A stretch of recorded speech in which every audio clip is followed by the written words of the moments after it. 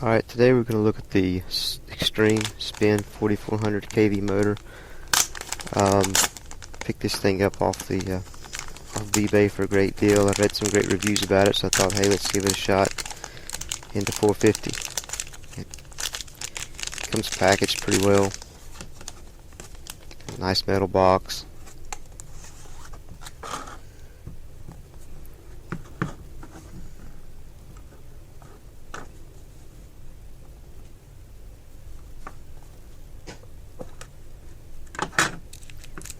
Kind of got everything you need in it.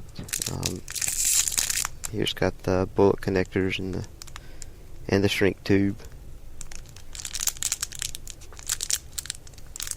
It's also got the connectors for the ESC in there.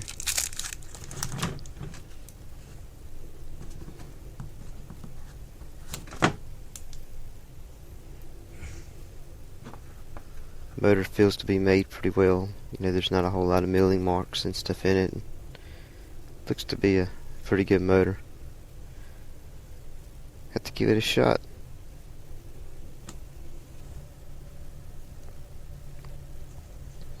Just soldering on the bullet connectors and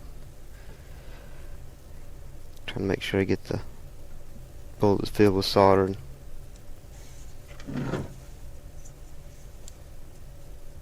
One thing to remember is when you're doing this is you want to, you know, these ends came pre-tinted,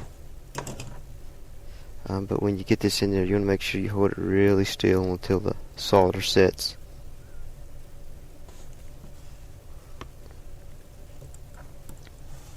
Just do the same thing for, you know, all three of your motor connectors.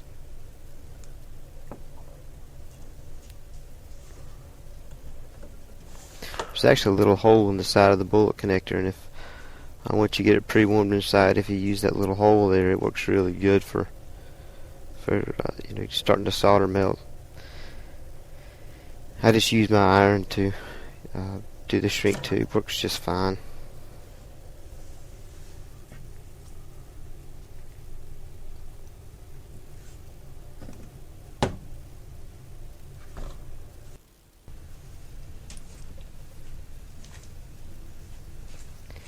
Kind of want to get all your parts laid out to where you need them and your screws and stuff, and make sure you have everything you need. What I want to do now is go ahead and get the motor pinion installed, and I pre-tested the height of my pinion gear to make sure it had a good complete contact with my main gear, so I knew where it needed to be. I knew that my pinion needed to be kind of even with the end of my motor shaft. I don't ever really trust my fasteners, so you want to make sure you clean everything well, which is what I'm doing now, just laying the stuff out that I need to clean.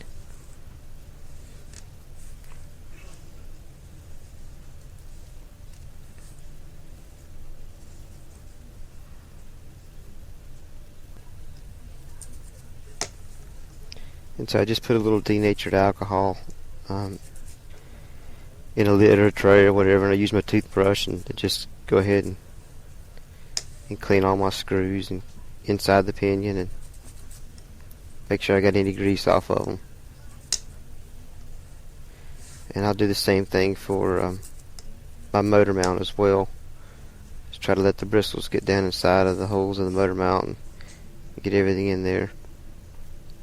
You can even use your iron to dry the insides or outsides of the screws quicker. I just let these air dry though.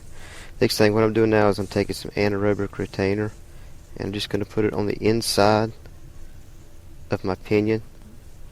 And what I do is I put it on the bottom edge, and then I go ahead and take my Loctite, or I use blue because it comes off a little bit easier, and go ahead and put Loctite inside of my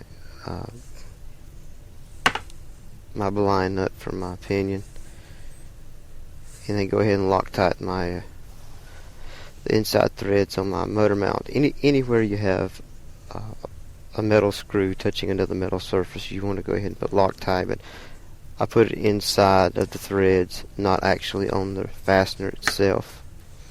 and you have a little bit of working time. You just don't want to let it sit on there too long. And I know I'll get these on there time before it dries. And then when I install a retainer or a fastener, I kind of like to screw it in and screw it back out a little bit to make sure I have equal spread of retainer or Loctite on the retainer surface.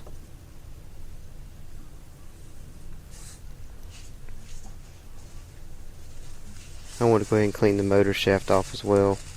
Had a little bit of alcohol left on this rag, so.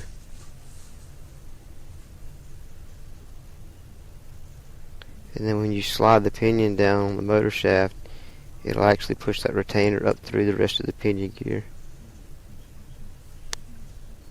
I just wanted the pinion even with the motor shaft, so I wanted to get it exactly right. Maybe just being a little 8 on retainer, there's plenty of surface on the pinion to mate with the main gear.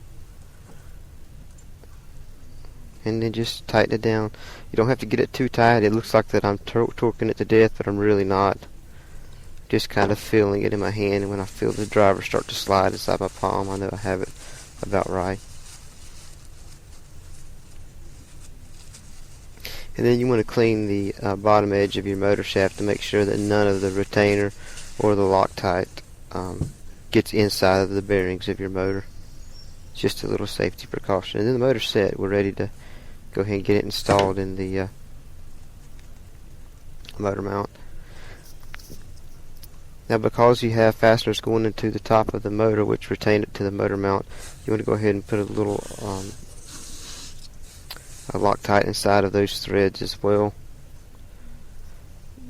There's not a whole lot of fear of this getting down inside the motor, because the only thing you have in here are the windings, and so if it gets a little inside, it probably won't hurt anything. But don't go crazy with plying. I like to use a little flosser or a toothpick to get down inside the threads. The flosser actually has like a little brush style end on it, and I kind of like how it can get inside the threads.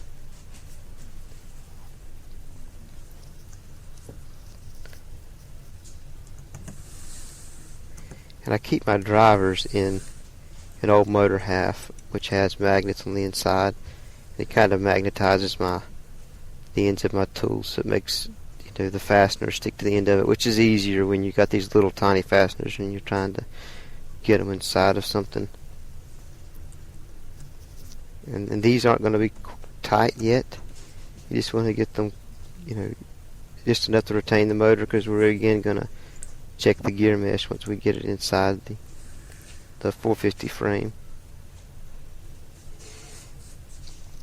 Now, because this motor spins at 4,000 RPMs, which is what the 4,000 kV denotes, and I'm running 150 tooth main gear, I went ahead and selected a 11 tooth pinion, which was going to give me probably the best RPMs for how I fly. Now, with the SE frame, the motor mount in one place on the rear attaches directly to the frame, and so I'll go ahead and put those fasteners in first, and then after I get those kind of tightened down, I put the spacer in, and then the front fastener. It just makes it a little easier than trying to monkey around with that spacer up front.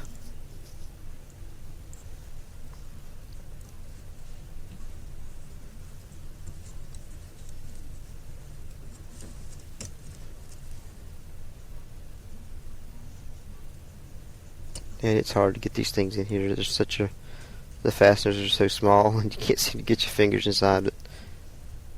The more you work with them, the easier it gets.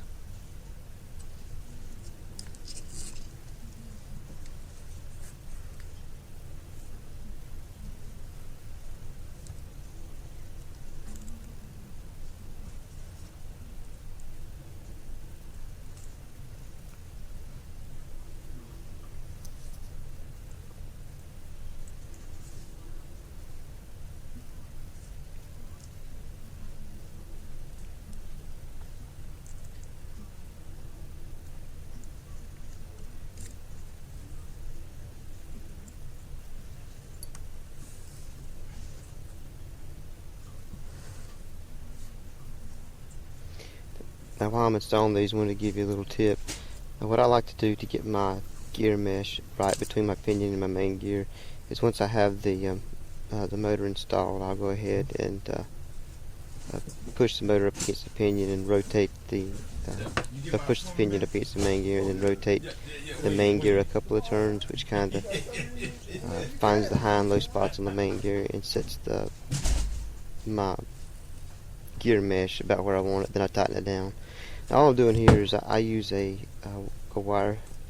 cable tie to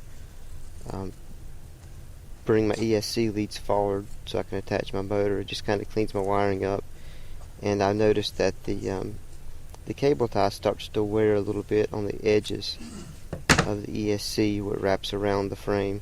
So all I did was I just took some medical tape, make like a little band-aid pad, and I go ahead and put that on top of my ESC so that when I bring my wires forward and tighten my cable tie up, I'm not getting any kind of excess wear on the edges or the corners of my ESC. And this could probably be eliminated by using smaller cable ties, but I'm using what I have, so if you're wondering what I'm doing, that's all I'm doing here. Just let that little padded area wrap around the edge of the ESC. It cuts down on some of the wear.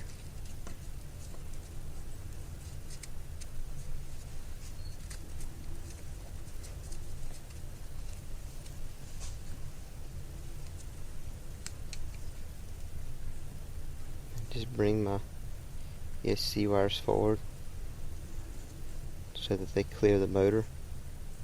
It comes up through the frame in the back, or down through the frame rather.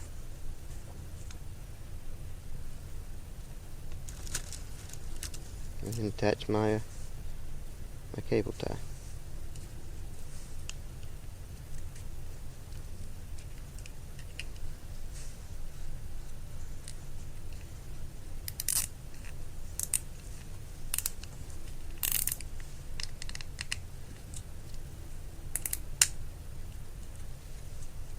There's not a whole lot of rubbing on the wires here. It does make contact enough to the wires to keep them forward, but there's not a lot of tension on the wires. You can slide them back and forth pretty easily.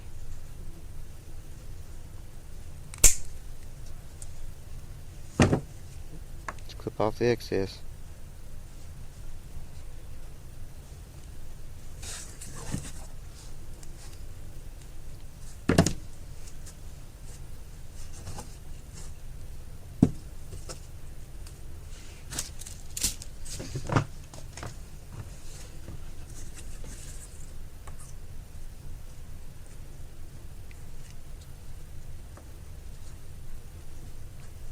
I didn't really like the placement of my iron ferrite ring.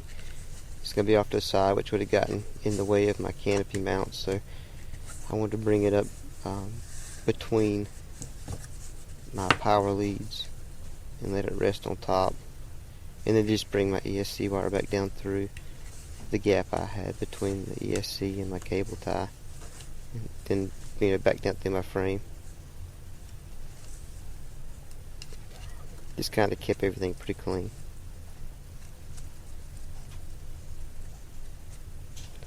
I bring it up through the hole in the back because that's the easiest access to my my receiver.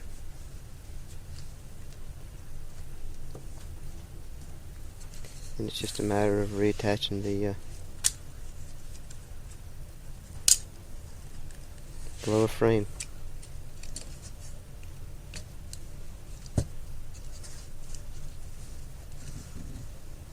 Keep in mind all the retainers in here are going into this plastic lower, so you don't need any kind of Loctite on that.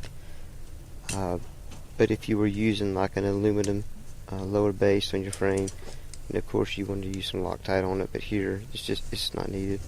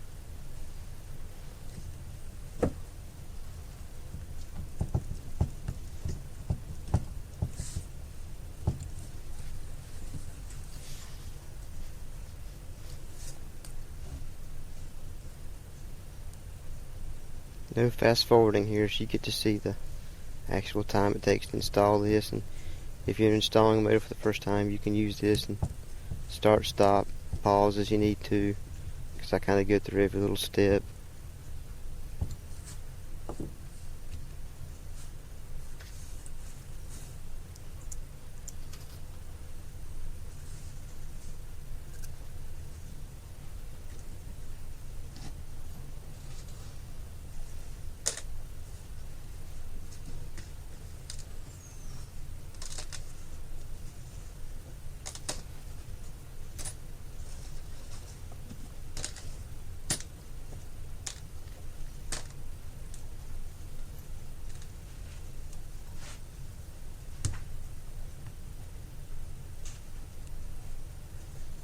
So the final thing we have to do is install our landing skids. It's pretty simple. And then, you want to go ahead and clean up any wires you have. Zip tie those in.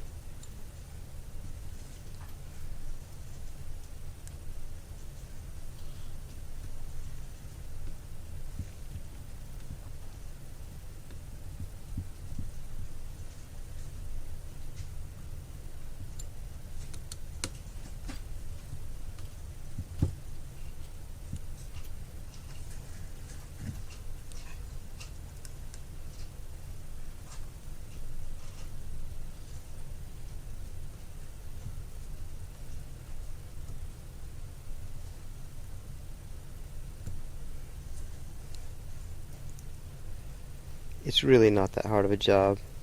Sometimes I kind of enjoy putting these things together, but sometimes people fret or worry about doing these kind of replacements. But you taking your heli apart, putting it back together, it'll become second nature.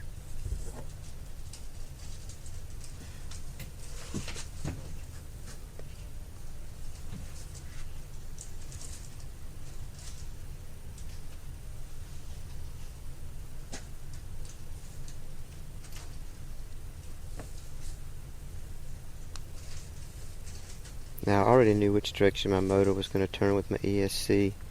I had kind of done a quick test on it to make sure I had the right direction, so I was just matching up the light colors. But if for some reason your motor is turning the wrong direction, all you have to do is swap any of the two wires on the ESC to motor connection, and it will reverse the motor. And then I would just go ahead and mark them in some way that you could identify them.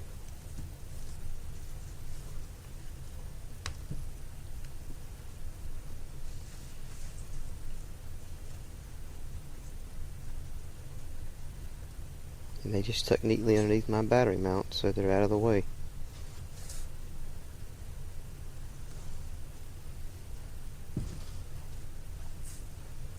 The last thing I have to do is connect my ESC to my receiver. Now when your receiver is already mounted, sometimes it's really hard to get to some of these wires. And in fact, an Orange X receiver, the case is very tight, so there's not a whole lot of room to get your servo leads in there. So one suggestion I have that's made it easier for me is that sometimes I'll go ahead and remove my channel 2 servo lead, then connect my my throttle and my power from my ESC to my receiver, and then plug the channel 2 back in between the throttle and my channel 3. And like I said, it's a very tight spot. It's not easy to get things in there, and sometimes even getting a pair of forceps, or you'll see I'll even use a needle nose pliers to grab the edges of the servo lead plug and pull it from the receiver, which is what I end up doing.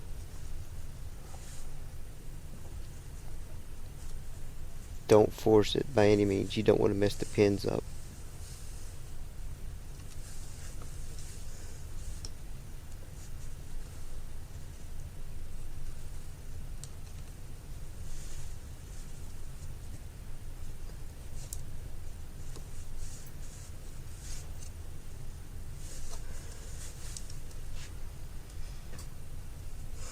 and I just couldn't get my fingers in there.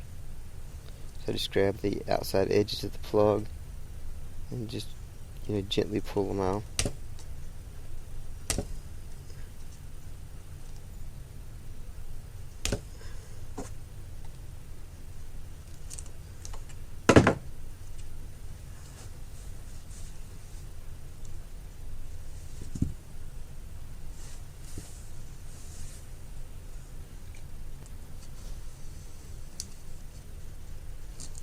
Then after I get my ESC wire in where I wanted it, which I run mine down the long bottom edge of the frame and up through the bottom plate hole, I'll secure it with a zip tie to make sure it stays out of the main gear and doesn't get hooked on anything. Ran out of black zip ties, all I had was white, so I just decided to take a permanent pin and color it white that it didn't look so bad against the outside of my frame. Not needed, but just something I wanted to do.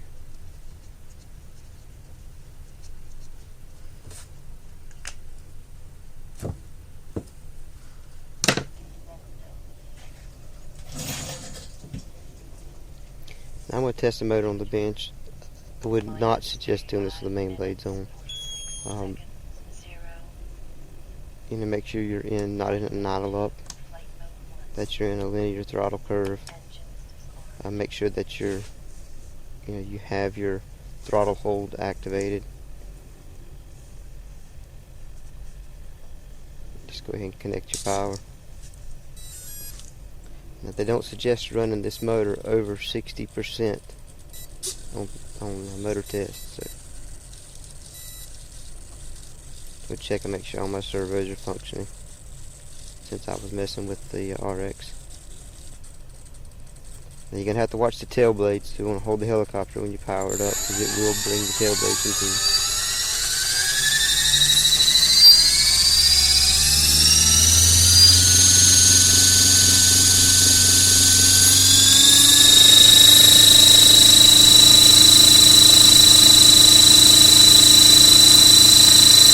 Has a little bit out of realm in my main tool. I'm probably going to pull it back off in the closure. Other than that, the motor sounds great.